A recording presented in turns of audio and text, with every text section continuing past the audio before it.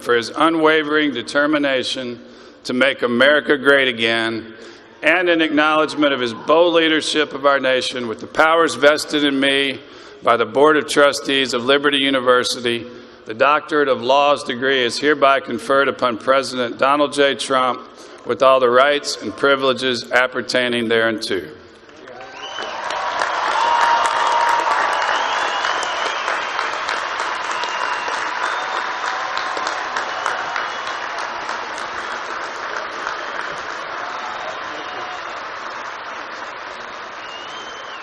Now to deliver our 44th commencement address, join with me in welcoming back to Liberty University President Donald J. Trump.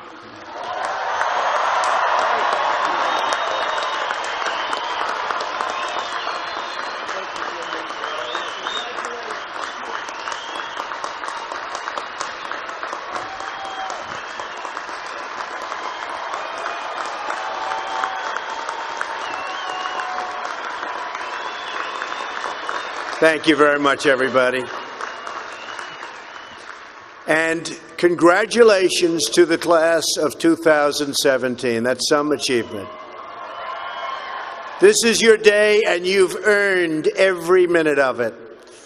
And I'm thrilled to be back at Liberty University. I've been here, this is now my third time, and we love setting records, right? We always set records. We have to set records. We have no choice. It's been a little over a year since I've spoken on your beautiful campus, and so much has changed. Right here, the class of 2017, dressed in cap and gown, graduating to a totally brilliant future.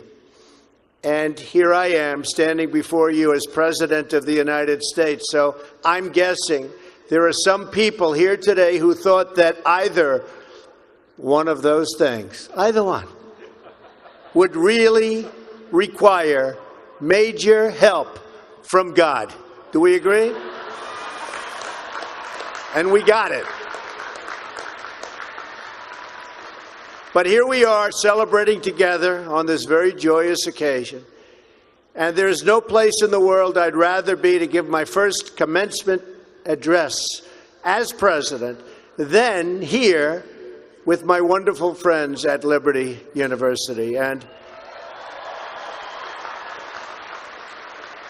I accepted this invitation a long time ago. I said to Jerry that I'd be there.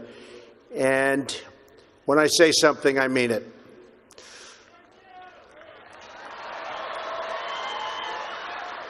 I want to thank President Jerry Falwell and his incredible wife, Becky. Stand up, Becky. For their kind words, their steadfast support, and their really wonderful friendship. Let me also extend our appreciation to the entire Falwell family, Trey, Sarah, Wesley, Laura, and Caroline. Thank you for everything you do to make this university so exceptional, one of the truly great schools. Most importantly, to our new graduates, each of you should take immense pride in what you have achieved.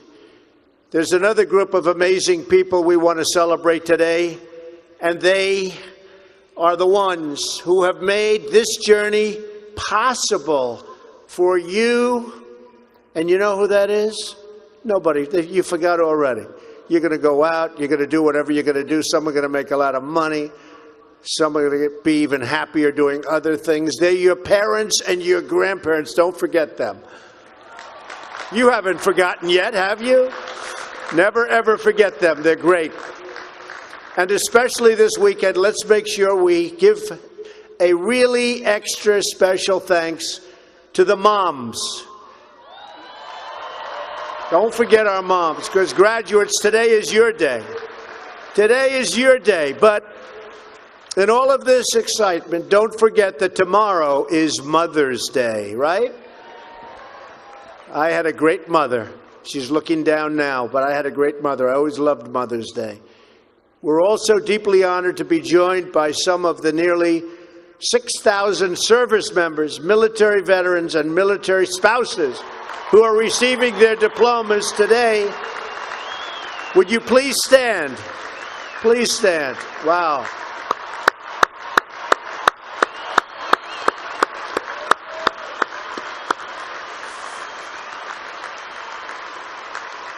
That's great. Thank you very much. Great job. We're profoundly grateful to every single one of you who sacrificed to keep us safe and to protect God's precious gift of freedom. It is truly a testament to this university and to the values that you embrace that your graduating class includes so many patriots who have served our country in uniform. Thank you very much. To the class of 2017, today you end one chapter, but you are about to begin the greatest adventure of your life. Just think for a moment of how blessed you are to be here today at this great, great university, living in this amazing country, surrounded by people who you love and care about so much. Then ask yourself, with all of those blessings and all of the blessings that you've been given, what will you give back to this country and indeed to the world? What imprint will you leave in the sands of history? What will future Americans say we did in our brief time right here on earth? Did we take risks? Did we dare to defy expectations? Did we challenge accepted wisdom and take on established systems? I think I did, but we all did, and we're all doing it. Or did we just go along with convention, swim downstream so easily with the current, and just give in because it was the easy way, it was the traditional way, or it was the accepted way? Remember this: nothing worth doing ever, ever, ever came easy. Following your convictions means you must be willing to face criticism from those who lack the same courage to do what is right, and they know what is right, but they don't have the courage or the guts or the stamina to take it and to do it. It's called the road less traveled. I know that each of you will be a warrior for the truth, will be a warrior for our country and for your family. I know that each of you will do what is right, not what is the easy way, and that you will be true to yourself and your country and your beliefs. In my short time in Washington, I've seen firsthand how the system is broken. A small group of failed voices who think they know everything and understand everyone want to tell everybody else how to live and what to do and how to think. But you aren't going to let other people tell you what you believe, especially when you know that you're right.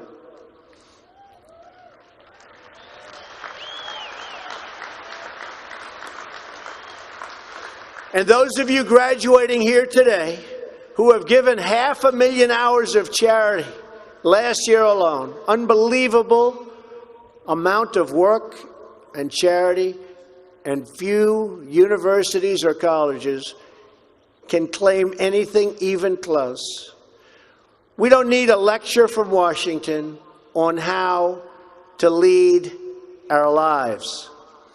I'm standing here looking at the next generation of American leaders. There may very well be a president or two in our midst. Anybody think they're going to be president? Raise your hand. In your hearts are inscribed the values of service, sacrifice, and devotion. Now you must go forth into the world and turn your hopes and dreams into action.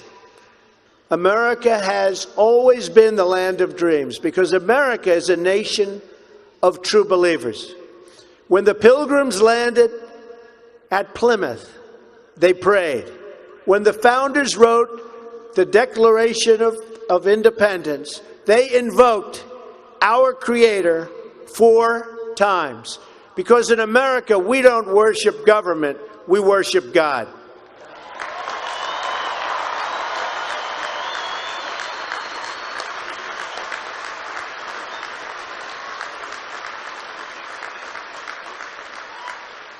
That is why our elected officials put their hands on the Bible and say, "So help me God," as they take the oath of office. It is why our currency proudly declares, "In God we trust." And it's why we proudly proclaim that we are one nation under God every time we say the Pledge of Allegiance.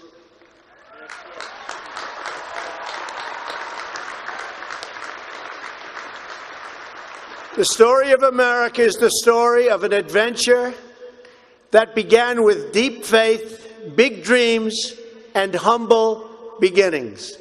That is also the story of Liberty University. When I think about the visionary founder of this great institution, Reverend Jerry Falwell Sr., I can only imagine how excited he would be if he could see all of this and all of you today, and how proud he would be of his son and of his family. In just 2 days, we will mark the 10th anniversary of Reverend Falwell's passing. And I used to love watching him on television, hearing him preach. He was a very special man. He would be so proud, not just at what you've achieved, but of the young men and women of character that you've all become. And Jerry, I know your dad is looking down on you right now, and he is proud. He is very proud. So, congratulations on a great job, Jerry. Reverend Falwell's life is a testament to the power of faith to change the world, the inspiring legacy that we see all around us in this great stadium. This is a beautiful stadium, and it is packed. I'm so happy about that. I said, how are you going to fill up a place like that? It is packed, Jerry.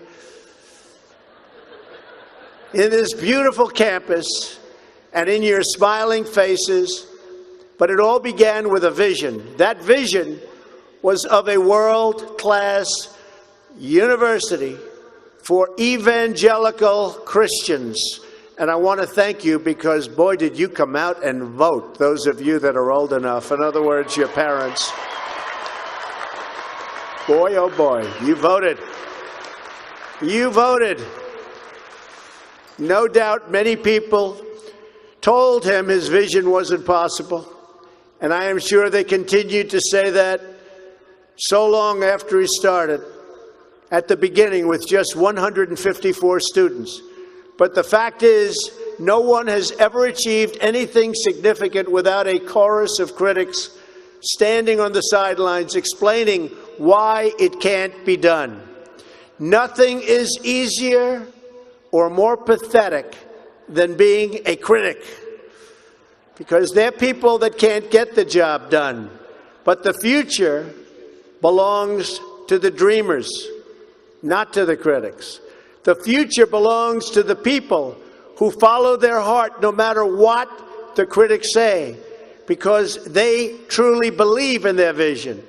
At Liberty, your leaders knew from the very beginning that a strong athletic program would help this campus grow so that this school might transform more lives. That is why a crucial part of Reverend Falwell's vision for making Liberty a world-class institution was having a world-class football team, much like the great teams of Notre Dame. Great school, great place. In fact, Vice President Mike Pence is there today, doing a fabulous job, as he always does.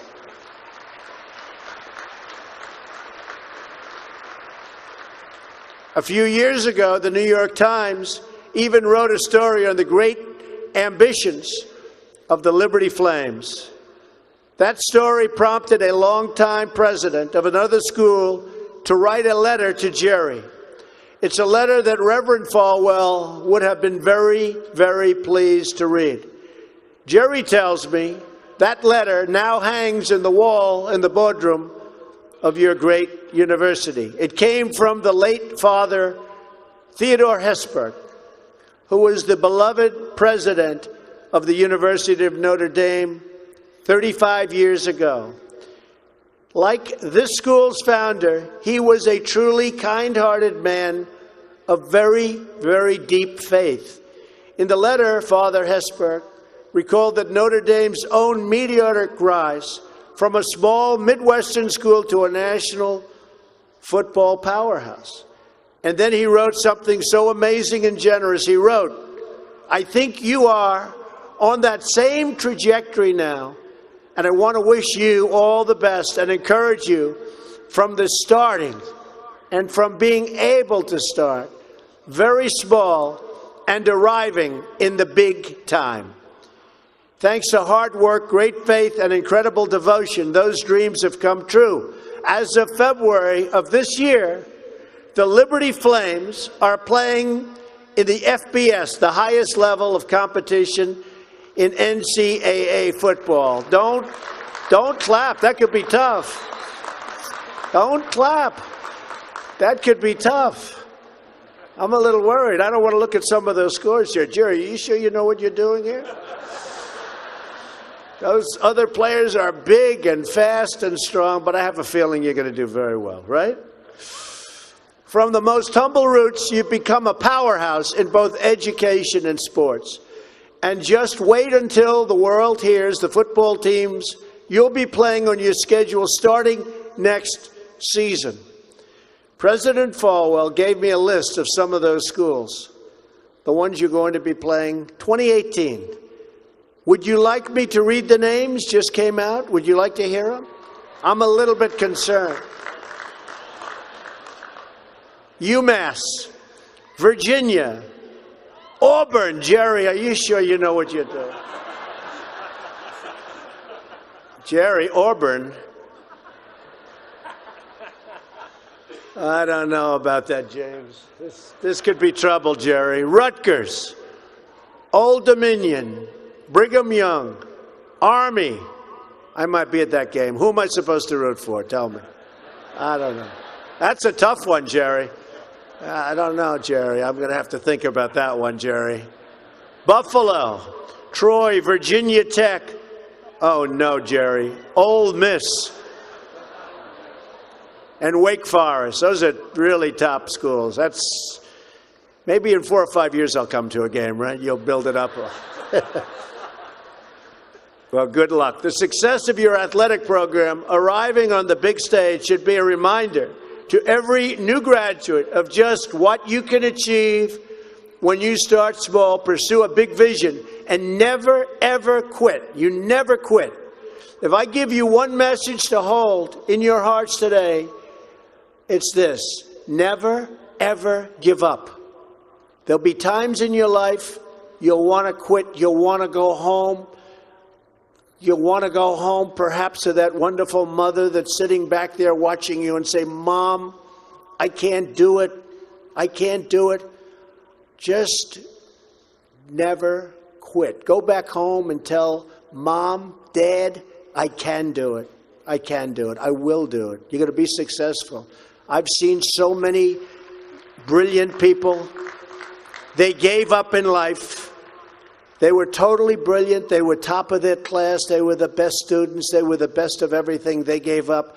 I've seen others who really didn't have that talent or that ability, and they're among the most successful people today in the world because they never quit and they never gave up. So just remember that. Never stop fighting for what you believe in and for the people who care about you. Carry yourself with dignity and pride.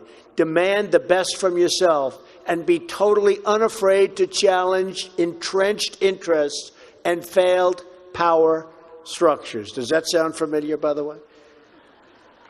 The more people tell you it's not possible, that it can't be done, the more you should be absolutely determined to prove them wrong. Treat the word impossible as nothing more than motivation. Relish the opportunity to be an outsider. Embrace that label. Being an outsider is fine. Embrace the label, because it's the outsiders who change the world and who make a real and lasting difference. The more that a broken system tells you that you're wrong, the more certain you should be that you must keep pushing ahead. You must keep pushing forward.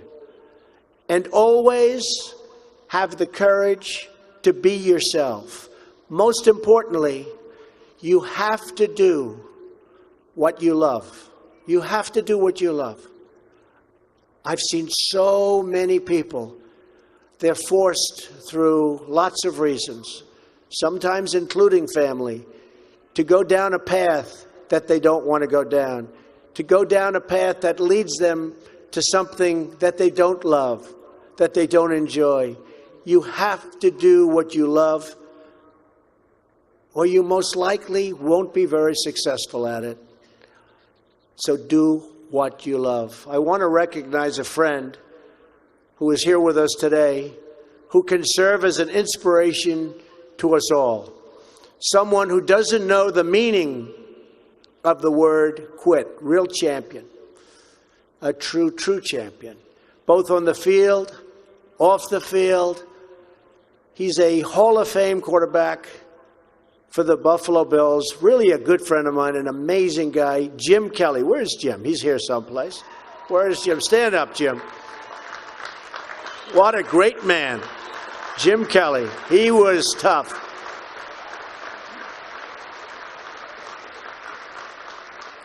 Jim, do you have any idea how much money you'd be making today? They'd hit Jim. It was like tackling a linebacker.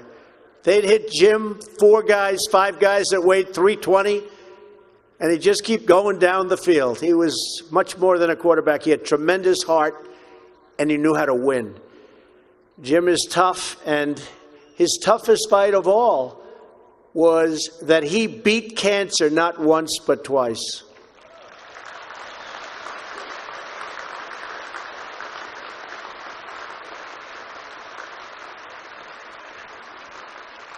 And I saw him and his incredible wife as they were in a very low moment. Jill, very, very low moment. And it was amazing the way they fought. It didn't look good. I would have said, maybe it's not going to happen. But there was always that hope because of Jim and Jim's heart. But I want to just say it's great to have you here today, Jim. And these people are big, big fans. And if you could get a young version of Jim Kelly, you'll be beating a lot of teams, Jerry. So, interestingly, though, I said, I wonder what Jim's doing here. His daughter, Erin, crosses the goal line to you and today with you. So, Erin, stand up. Where are you, Erin? Where is Erin? Congratulations, Erin. Congratulations. Graduating from Liberty. Great choice. Thank you. Liberty University is a place where they really have true champions. And you have a simple creed that you live by, to be really champions for Christ. Whether you're called to be a missionary overseas, to shepherd a church, or to be a leader in your community, you are living witness of the gospel message of faith, hope, and love. And I must tell you, I am so proud as your president to have helped you along over the past short period of time. I said I was going to do it, and Jerry, I did it. And a lot of people are very happy with what's taken place, especially last week. We did some very important signings. Right, James? Very important signings. America is better when people put their faith into action. As long as I am your president, no one is ever going to stop you from practicing your faith or from preaching what's in your heart.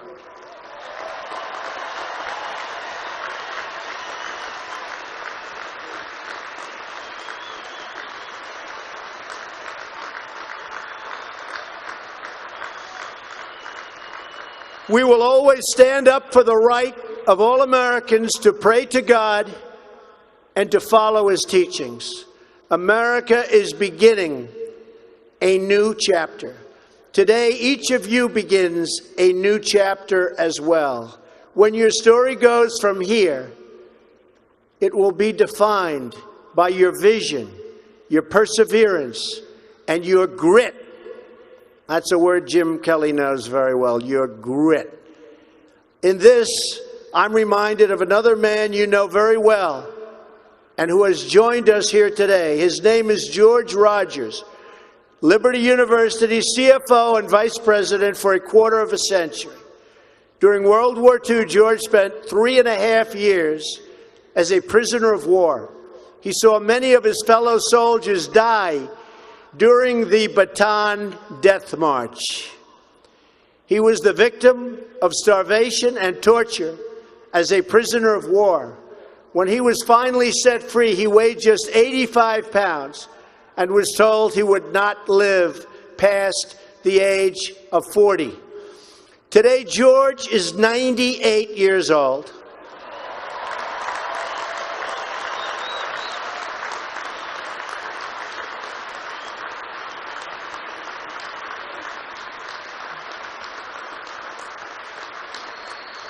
Great.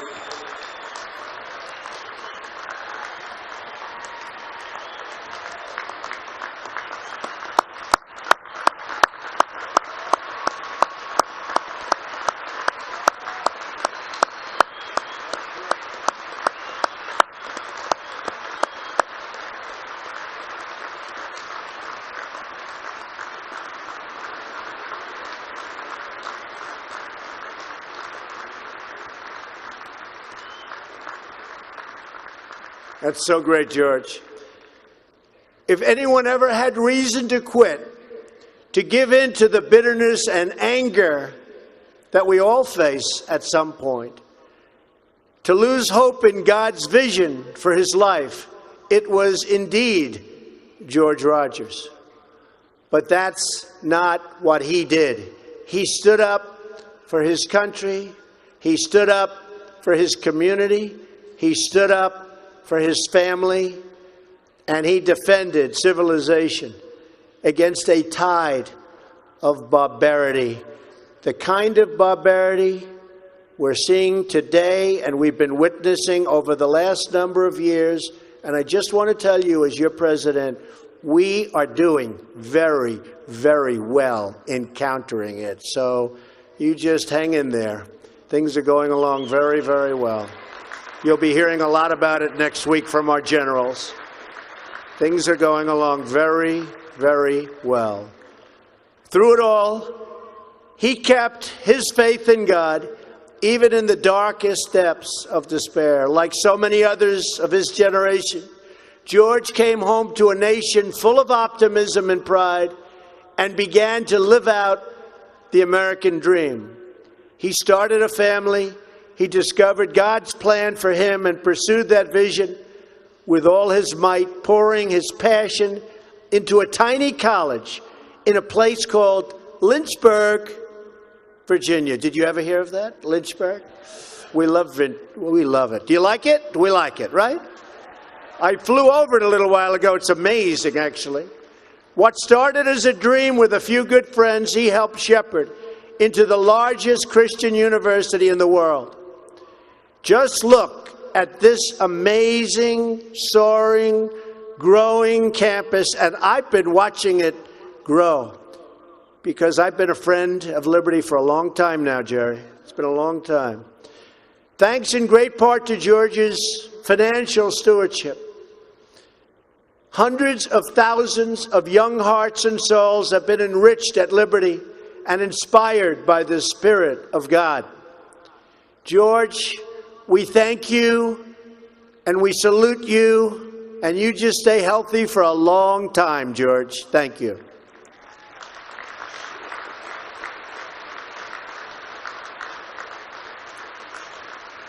Now it falls on the shoulders of each of you here today to protect the freedom that patriots like George earned with their incredible sacrifice. Fortunately, You have been equipped with the tools from your time right here on this campus to make the right decisions and to serve God, family, and country. As you build good lives, you will also be rebuilding our nation. You'll be leaders in your communities, stewards of great institutions, and defenders of liberty. And you will be great mothers and fathers and grandmothers and grandfathers, loving friends and loving family members. You will build a future where we have the courage to chase our dreams no matter what the cynics and the doubters have to say. You will have the confidence to speak the hopes in your hearts and to express the love that stirs your souls. And you will have the faith to replace a broken establishment with a government that serves and protects the people.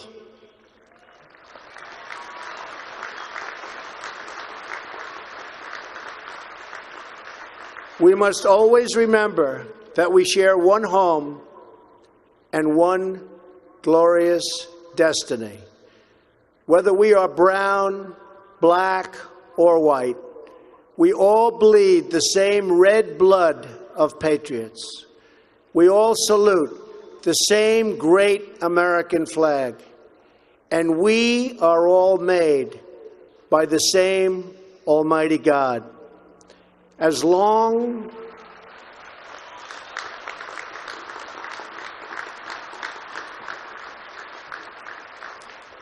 as you remember what you have learned here at Liberty, as long as you have pride in your beliefs, courage in your convictions, and faith in your God, then you will not fail.